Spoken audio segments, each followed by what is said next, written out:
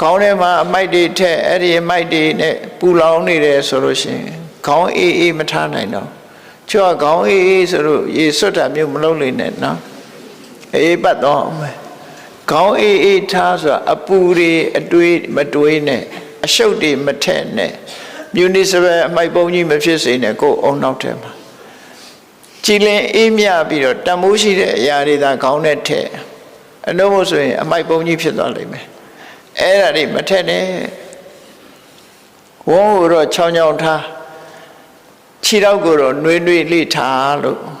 ပြောချတယ်ပေါ့နော်ခြေထောက်နှွေးခေါင်းအေးဝန်းချောင်းချောင်း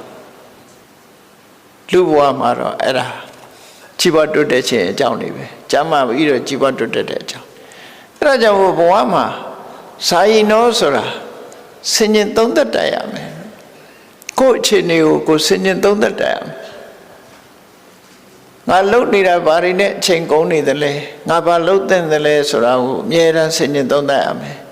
ဒီတဲ့အစင်းမြင်လို့နိဗ္ဗာန်ရချင်တယ်ဆိုလို့ရှိရင်တော့ဘယ်အရာမှမမြဲဘူးဆိုတာကိုသိရမယ်ဆင်ញင်နဲ့မမြဲဘူးလို့သိခြင်းဟာဘာအကျိုးရှိလဲလို့မေးကြည့်တွေ့တာမှုတွေကိုရှော့ချလို့ရတာလူတွေဟာတွေ့တာမှုဆွဲမဲ့မှုတွေပေါ်မှာတွေ့တာမှုဆွဲမဲ့မှုကိုအကြောင်းပြုပြီးတော့တွေ့တာတဲ့အရာအတွက်လှုပ်ချံလုံးမိသွားတတ်တယ်ပေါ့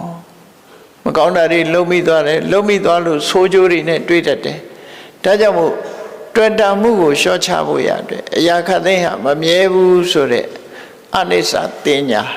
ထာဝရပြောင်းလဲနေတဲ့အရာတွေပဲလို့ဆင်ញင်သုံးသပ်နိုင်ရမယ်လို့သူဆိုတယ်အဲ့ဒါလို့မဟုတ်လို့ရှိရင်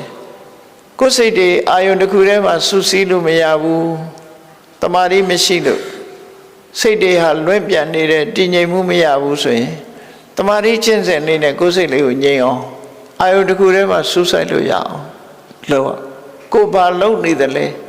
အဲ့ဒီဘာလုပ်နေသလဲဆိုတဲ့အချက်ပေါ်မှာကိုယ်စိတ်လေးတည်ငြိမ်အောင်ထားနိုင်ဖို့ကြိုးစားအဲ့ဒီနှစ်ခုကိုစာယီနောလို့ပြောတာကမ္မထာအထုတ်ပြီဆိုလို့ရှိရင်ကတော့သမထကျင့်စဉ်ကိုလည်းစာယီနော